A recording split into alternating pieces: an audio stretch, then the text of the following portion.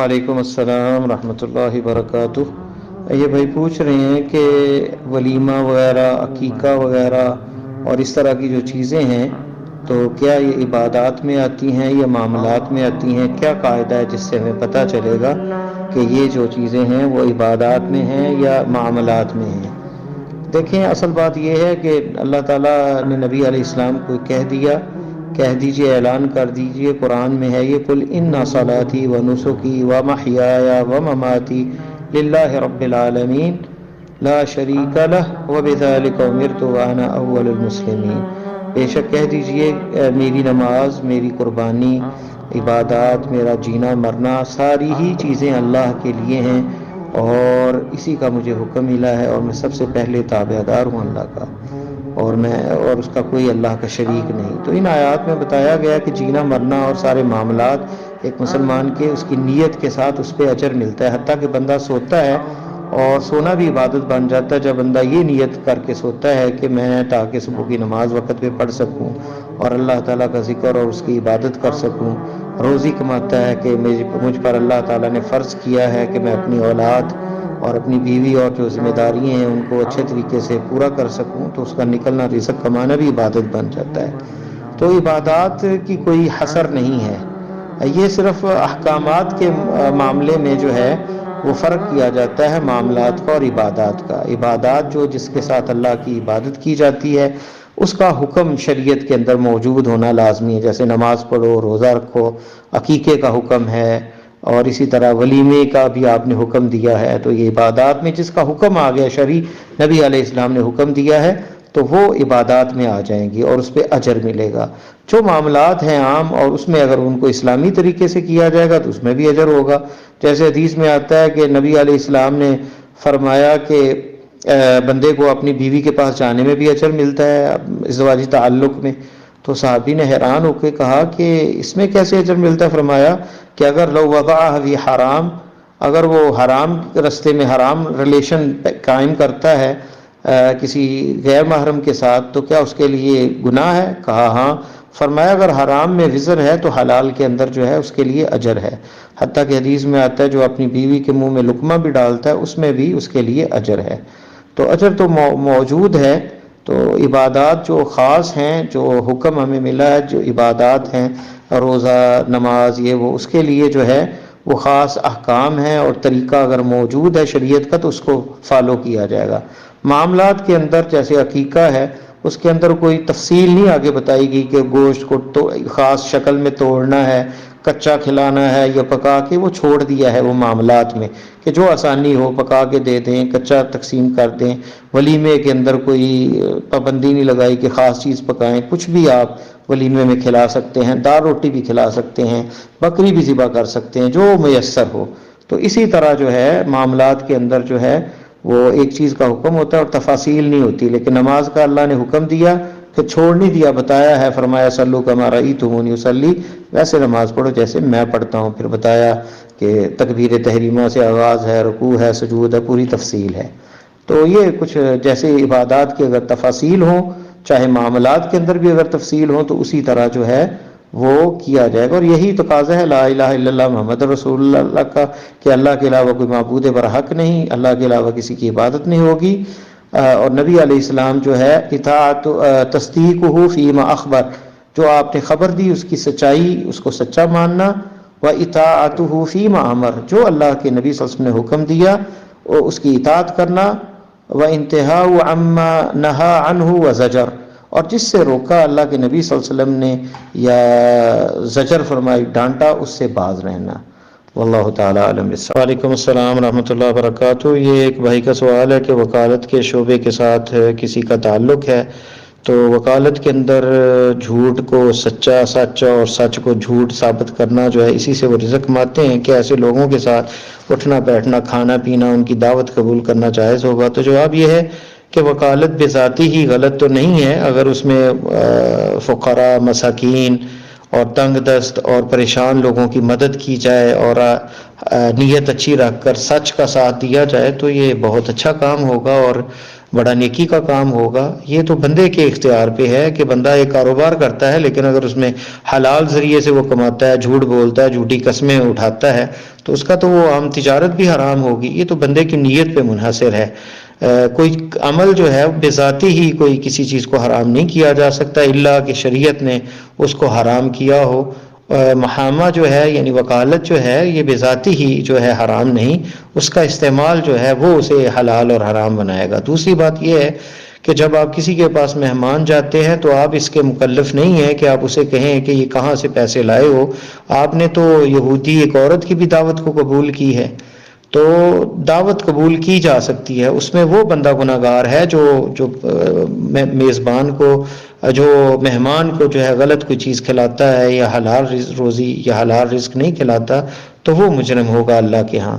تو باقی یہ ہے کہ جس کے شک ہو، جس پہ یقین ہو کہ اس کا معاملہ سود کا ہے یا اس کی ساری ہی کمائی حرام کی ہے، تو اس کے پاس جانا اور اس کے سے کھانے سے بندہ پرہیز کرے. واللہ تعالی عالم. وعلیکم السلام ورحمۃ اللہ وبرکاتہ. یہ میل گروپ کے گروپ نمبر 2 سے میسج آیا ہے. شیخ محترم، میرا سوال ہے کہ ایک عورت اپنے ماں باپ کے ملنے کے لیے اپنے گھر آئی ہے. 4 دن بعد اس کا شوہر اس کو طلاق بھیج دیتا ہے. 3 دن بعد اور پھر 15 دن بعد دوسری طلاق بھیج دیتے ہیں. یعنی پہلی 4 دن بعد، پھر 3 دن بعد اور پھر 15 دن بعد، یعنی ایک ہی مہینے میں تینوں طلاقیں ہیں. تو اس کا کیا ہے؟ کیا صلح کی گنجائش ہے؟ دیکھیں، جو اہل حدیث موقف ہے قرآن و سنت پہ، علماء اہل حدیث جو ہے ان کا فتویٰ ہے. شیخ الاسلام ابن تیمیہ کے پہ فتویٰ ہے. ان کی دلیل حدیث رکانہ ہے جو صحیح مسلم میں ہے کہ نبی علیہ السلام کے دور میں 3 طلاقیں ایک مجلس میں جو ہیں وہ 3 طلاقیں اکٹھی جو ایک ہی تصور کی جاتی تھیں اللہ کے نبی صلی اللہ علیہ وسلم کے دور میں، اور اسی طرح ابوبکر صدیق رضی اللہ تعالیٰ عنہ کے دور میں اور عمر رضی اللہ تعالیٰ عنہ کے ابتدائی ایام میں. حتیٰ کہ لوگوں نے مذاق بنا لیا کہ پتہ تھا کہ 3 دیں 5 دیں 100 دیں طلاقیں ہوگی تو ایک ہی، تو لوگوں نے مذاق بنا لیا. اور عمر رضی اللہ تعالیٰ عنہ اس معاملے میں شدید تھے، تو انہوں نے حکم نافذ کر دیا کہ اب کوئی 3 بھی کہے گا تو وہ نافذ ہو جائیں گی. تو یہ تعزیری حکم تھا ان کا کہ اللہ تعالیٰ کی کتاب کے ساتھ مذاق نہ کیا جائے، اور لوگ جو ہے اس کو مذاق نہ بنائیں. اور اللہ تعالیٰ نے مہلت دی ہے لیکن لوگ اس مہلت سے فائدہ نہیں اٹھا رہے، تو انہوں نے اس کو نافذ کر دیا. تو باقی جمہور علماء جو ہیں ان کا تو یہی موقف ہے کہ 3 طلاقیں ہو جاتی ہیں. لیکن اہل حدیث علماء اور شیخ الاسلام ابن تیمیہ، ان کے دادا مجد ابن تیمیہ جو ہے، ان کا بھی یہی موقف ہے. اور بھی سلف صالحین میں سے اسی طرح ابن قیم رحمہ اللہ کا بھی یہی موقف ہے کہ جو 3 طلاقیں ہیں وہ ایک ہی تصور کی جاتی ہیں. اور دوسرا جو بعض علماء یہ بھی کہتے ہیں کہ جب ایک طلاق بندہ دے دیتا ہے تو دوسری طلاق تو اس کی عدت پوری ہونے کے بعد ہے. اب طلاق یافتہ عورت جو ہے وہ اس کے بندہ جو ہے اس کو طلاق دوسری کیسے دے سکتا ہے؟ دوسرا بھی وقت ہی نہیں آیا، بلکہ پھر وہ رجوع کرے گا اس سے اور پھر دوسری طلاق دے گا. اور یہی وہ حدیث ہے عبداللہ ابن عمر رضی اللہ تعالیٰ عنہ کی حدیث میں ملتا ہے کہ آپ نے عبداللہ ابن عمر کو کہا کہ مرھا فلیراجعھا، جس نے انہیں ایام مخصوصہ میں انہیں دے دی تھی طلاق جو ہے، تو آپ نے انہیں حکم دیا کہ اسے رجوع کرے اور پھر جو ہے ایسے طہر کے اندر جو ہے وہ طلاق دیں جس میں ان کے قریب نہ گئے ہوں. تو یہ ہے طریقہ کا، اور یہ وہ عدت ہے جس کا اللہ تعالیٰ نے حکم دیا ہے. تو اس طرح اگر سنت کے مطابق طلاق دی جائے تو میرے خیال طلاقیں بھی کم ہو جائیں، کیونکہ پھر بعد میں بندے کو ندامت ہوتی ہے، غصے کے اندر دے دیتا ہے طلاق. تو طلاق دے، رجوع کرے، پھر طلاق دے، پھر رجوع کرے، اس طرح جو ہے مہلت مل جاتی ہے اور معاملات سٹیبل ہو جاتے ہیں. یا پھر بندہ طلاق ایک دے دے اور پھر چھوڑ دے، اور پھر 3-4 ماہ بھی گزر جائیں تو پھر جو ہے وہ نیا عقد ہوگا، کیونکہ عدت 3 ماہ کے بعد یعنی 3 مینسز کے بعد جو ہے وہ ختم ہو جاتی ہے. تو پھر نیا عقد ہوگا، ایگریمنٹ ہوگا، نکاح ہوگا، حق مہر ہوگا، گواہ ہوں گے، تو دوبارہ پھر نکاح، تجدید نکاح ہوگا.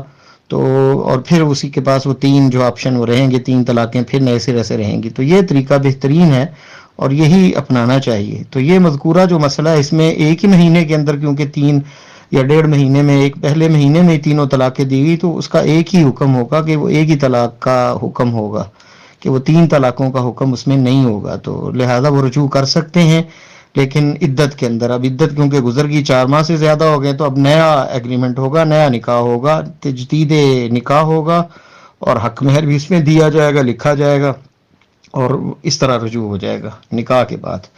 واللہ تعالیٰ عالم۔ وعلیکم السلام ورحمۃ اللہ وبرکاتہ۔ ایک بھائی پوچھ رہے ہیں مسجد میں گفتگو دنیا کے بارے میں باتیں کرنا، اس کا کیا حکم ہے؟ دیکھیں، اگر تھوڑی بہت بات ہے، پوچھا جائے تمہارے بھائی کا کیا حال ہے، والد تمہارے ہسپتال میں تھے، اس کا کیا حال ہے، تو اس میں کوئی حرج نہیں۔ لیکن یہ کہ بہت زیادہ اس میں مبالغہ اور کثرت سے دنیا کی باتیں، بزنس اور ادھر ادھر باتیں کرنا، وہ جو ہے وہ مکروہ ہے، کراہت ہے، اس میں ناپسندیدہ ہے۔ حدیث ہے مستدرک حاکم کے اندر، امام حاکم نے اپنی سند کے ساتھ انس رضی اللہ تعالیٰ عنہ سے بیان کیا ہے کہ آپ صلی اللہ علیہ وسلم نے فرمایا کہ زمانے آئے گا ایک ایسا کہ لوگ جو ہے مسجد میں یتحلقون فی المساجد، حلقوں کی حالت میں گروپ کی شکل میں بیٹھیں گے مسجد میں، اور ان کی ہمہ ان کی یعنی غم اور ہم جو ہے وہ دنیا ہوگی، دنیا کے بارے میں وہ باتیں کریں گے۔ فرمایا فلا تجالسہم، ان کے ساتھ بالکل نہ بیٹھیں، تو آپ نے بیٹھنے سے منع فرمایا ان کے ساتھ۔ تو شیخ بن باز کا فتویٰ یہ ہے کہ تھوڑی بہت بات جو ہے بندہ پوچھ سکتا ہے، لیکن یہ کہ تفصیل کے اندر اور بیٹھ کے گپ والی شکل وہ درست نہیں ہے۔ بلکہ مسجد میں تو بلند آواز سے قرآن پڑھنا بھی ٹھیک نہیں، اگر لوگ نماز وغیرہ پڑھ رہے ہیں، کوئی ڈسٹرب وغیرہ نہ ہو تو آہستہ آواز سے پڑھا جائے۔ اسی طرح جو ہے مسجدیں جو ہے اللہ کے ذکر کے لیے ہیں، قرآن کی تلاوت کے لیے ہیں، تو وہاں پہ جو ہے باتیں کر کے جو ہے لوگوں کو ڈسٹرب کرنا، اور مسجدیں جس مقصد کے لیے نہیں بنائی گئیں تو وہ مقصد کا خیال رکھا جائے، اور اس مقصد کی مخالفت میں جو ہوگا کام وہ ناپسندیدہ ہوگا۔ واللہ تعالیٰ عالم۔ وعلیکم السلام ورحمۃ اللہ وبرکاتہ۔ کچھ لوگ کہتے ہیں کہ جب قسمت لکھی جا چکی ہے تو دعا کیوں کرتے ہیں، جو قسمت میں مل جائے گا؟ تو بھائی جو قسمت میں رزق لکھا ہے وہ بھی مل جائے گا، تو گھر سے کیوں نکلتے ہیں رزق کی کمائی کے لیے؟ تو رزق بھی تو لکھا ہوا ہے، اس کے لیے تو محنت کرتے ہیں کہ زیادہ کمائی کی جائے۔ تو اسی طرح دعا بھی کی جاتی ہے، اور دعا کل میسر لما خلق لہ، ہر بندہ جو ہے پھر اجتہاد کس لیے، پھر عمل کس لیے، نماز کس لیے، روزہ کس لیے، اگر لکھ دیا گیا کہ جنت ہے یا جہنم ہے تو یہ مطلوب ہے ہم سے، وہ اللہ تعالیٰ نے اپنے علم کے ساتھ لکھا ہے، ہمیں مجبور نہیں کیا، ہمیں محنت کرنی ہے۔ اللہ کا علم کا خاصہ ہے کہ اللہ کو پتہ ہے، اور اللہ نے وہ نتائج اور سب کچھ جو ہے ما کان و ما یکون، یہ اللہ کا خاصہ ہے۔ مخلوق کو نہیں پتا کہ اس کا رزق کتنا ہے، اس کا کیا ہے، شقی و سعید، بدبخت ہے، خوشبخت ہے، یہ اسے نہیں پتا۔ اور ویسے بھی اللہ تعالیٰ کا فرمان ہے یمحو اللہ ما یشاء ویثبت وعندہ ام الکتاب، اللہ جسے چاہتا ہے مٹا دیتا ہے، جسے چاہتا ہے ثابت رکھتا ہے، اور اللہ کے پاس ام الکتاب ہے۔ اور حدیث میں آتا ہے اگر کوئی چیز تقدیر کو بدل سکتی ہے تو وہ دعا ہے۔ تو دعا جو ہے وہ اس سے بندے کو، جو دعا سے بھی عاجز آ گیا وہ سب سے عاجز انسان ہے، تو دعا سے عاجز نہیں آنا چاہیے، اور فرائض بھی ادا کرنے چاہیے۔ تو جیسے تقدیر سے احتجاج ہم دنیا کے معاملات میں نہیں کرتے، ہاتھ پہ ہاتھ دھرے نہیں بیٹھتے، محنت کرتے، اس لیے آخرت کے لیے بھی محنت کی ضرورت ہے۔ وفی ذلک فلیتنافس المتنافسون، اور اس میں مقابلہ کرنے والے مقابلہ کرتے ہیں۔ واللہ تعالیٰ عالم۔ وعلیکم السلام ورحمۃ اللہ وبرکاتہ۔ یہ مردہ پیدا ہونے والی بچی کا غسل اور جنازہ کیا ہوگا یا نہیں؟ یہ پہلے بھی ایک سوال آیا تھا بچے کے بارے میں۔ بچے اور بچی میں کوئی فرق نہیں ہے۔ 4 مہینے کے بعد اگر بارشن ہو جائے، بچہ گر جائے، بچی گر جائے، یا پھر مردہ پورے دن میں یعنی پورے 9 ماہ پورے ہو جائیں، بچی ہو یا بچہ ہو، تو ان کا جنازہ بھی ہوگا، اور ان کو غسل اور کفن بھی دیا جائے گا، کیونکہ 4 مہینے کے بعد روح پھونک دی جاتی ہے بچے کے اندر ماں کے پیٹ میں۔ واللہ تعالیٰ عالم۔ وعلیکم السلام ورحمۃ اللہ وبرکاتہ۔ یہ سوال ہے کہ کیا اقامت کا جواب دے سکتے ہیں؟ دیکھیں، اقامت جو ہے اس کے بارے میں حدیث میں تو نہیں آتا، حدیث میں تو آتا ہے اذا سمعتم المؤذن فقولوا مثل ما یقول، جیسے مؤذن کو سنو ویسے ہی کہو۔ اور ایک حدیث میں آتا ہے کہ الدعاء بین الاذانین لا ترد، 2 اذانوں کے درمیان جو ہے دعا رد نہیں ہوتی۔ اس میں پہلی اذان جو نماز کے لیے دی جاتی ہے، اور دوسری اذان سے مراد اقامت ہے، تو اقامت کو بھی اذان کہا گیا۔ تو اس میں بھی آہستہ آواز سے امام کے جو مؤذن جب وہ اقامت کہے تو پڑھ سکتے ہیں اس کے ساتھ ساتھ الفاظ، لیکن بلند آواز سے نہیں، آہستہ، تاکہ تشویش نہ ہو نمازیوں کو۔ واللہ تعالیٰ عالم۔ وعلیکم السلام ورحمۃ اللہ وبرکاتہ۔ یہ بھائی کا سوال ہے، بندہ سفر کے اندر ہو تو اسے سفری نماز کیسے کتنی رکعت ادا کرنی چاہیے؟ جی بھائی جان، فجر کی نماز جو ہے نبی علیہ السلام نے فجر کی سنتیں جو ہیں ان کا بڑا اہتمام تھا، جسے آپ نے سفر اور حضر کے اندر کبھی نہیں چھوڑا۔ تو فجر کی سنتیں ہیں اور پھر 2 فرض ہیں، اور ظہر کے صرف جو ہے آپ اگر خود نماز پڑھ رہے ہیں یا مسافر سارے اکٹھے پڑھ رہے ہیں، کسی مقیم کے پیچھے، امام کے پیچھے نہیں پڑھ رہے، تو پھر وہ 2 رکعت ہے قصر کی نماز، یعنی اس میں نوافل تو آپ رستے میں پڑھ سکتے ہیں لیکن سنتیں وغیرہ نہیں، 2 فرض ظہر کے، اسی طرح 2 عصر کے فرض جو ہیں، اور مغرب کی 3 پوری پڑھیں گے، اور عشاء کی بھی 4 جو رباعی ہے 4 رکعت والی وہ 2 پڑھی جائیں گی، اور 2 رکعت تو پوری پڑھی جائیں گی، اور اسی طرح جو 3 ہے مغرب کی وہ بھی پوری پڑھی جائے گی، صرف یعنی ظہر، عصر اور عشاء کی نماز یہ جو ہے 2 رکعت ہوگی، اور ساتھ اس کے نوافل ہیں جو آپ سفر میں پڑھ سکتے ہیں، نماز کے ساتھ کوئی سنتیں وغیرہ نہیں ہیں، صرف یہ فرض ہیں، قصر کی نماز جو ہے یہ 2 ہی فرض ہوتی ہیں، اور اگر وہ کسی مقیم کے پیچھے نماز پڑھیں گے کسی مسجد میں تو پھر وہاں اس کی اقتداء میں پوری نماز پڑھیں گے امام کی اقتداء میں، واللہ تعالی عالم۔ وعلیکم السلام ورحمۃ اللہ وبرکاتہ۔ ایک بہن کا سوال ہے کہ کانوں میں لڑکیاں جو ہیں 2 3 ٹاپس وغیرہ پہنے ہوتے ہیں، تو کیا ایسے مسح ہو جاتا ہے؟ جی، مسح جو ہے وہ مس کا معنی یہ ہوتا ہے کہ پانی ہلکا سا لگنا، اس میں دھونا نہیں ہوتا کان میں کہ ہر جگہ جو ہے وہ پانی پہنچ جائے، اس میں تو بس وہ انگلیاں جو ہے پہلے سر کا مسح کر کے دوبارہ پانی لینے کی بھی ضرورت نہیں ہوتی، اسی انگلیوں کے ساتھ جو ہے کانوں میں ان کو پھیرنا ہوتا ہے، اور انگوٹھے سے پیچھے سے کان کے پیچھے سے جو ہے اسے پھیرنا ہوتا ہے، تو کوئی حرج نہیں، اس میں مسح ہو جاتا ہے اس طرح، واللہ تعالی عالم بالصواب۔ وعلیکم السلام ورحمۃ اللہ وبرکاتہ۔ ایک بھائی کا سوال ہے کہ ان کے ماموں کو کینسر ہے اور کسی نے بتایا کہ یا لطیف اللہ کا جو نام ہے، صفاتی نام جو ہے یہ 11,000 مرتبہ روز پڑھنا ہے 11 دن، تو انشاءاللہ وہ کینسر سے ٹھیک ہو جائیں گے۔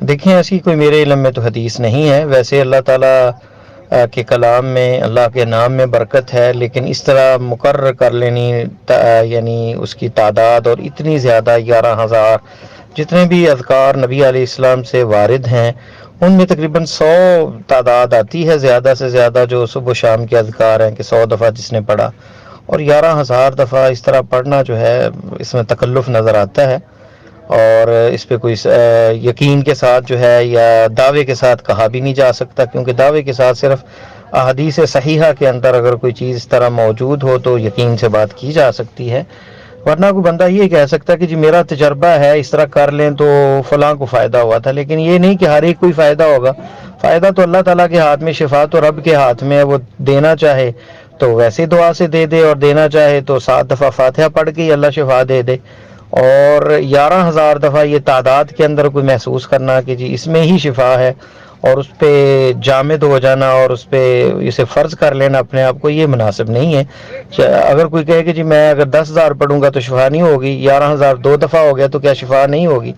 تو اس طرح جو ہے تعداد مقرر کرنے سے بچنا چاہیے، اور اتنا زیادہ تکلف اور اتنی زیادہ لمبی تعداد میں جو ہے وہ کرنا جو ہے اس میں بھی کچھ اضافہ محسوس ہوتا ہے، اور شریعت کے اندر جو ہے وہ اتنی سختی نہیں ہے اور اتنا تعنت نہیں ہے کہ اتنی زیادہ جو ہے، اب کوئی بندہ کہے کہ 1000 نفل جس نے پڑھا اور یا 10,000 نفل پڑھا تو یہ ہو جائے گا، تو اول تو اس کے لیے مستند چاہیے، کوئی بھی اعمال ہیں شرعی اعمال ہیں اس کا مستند دلیل صریح ہو اور صحیح ہو قرآن و سنت سے، تو پھر اس پہ عمل کیا جا سکتا ہے، ورنہ یہ صرف یہ کہہ سکتے ہیں کہ جی میرا تجربہ مجھے فائدہ ہوا، کوئی عمل کرنا چاہے تو کر سکے، دعوے سے نہیں کہا جا سکتا، واللہ تعالی عالم بالصواب۔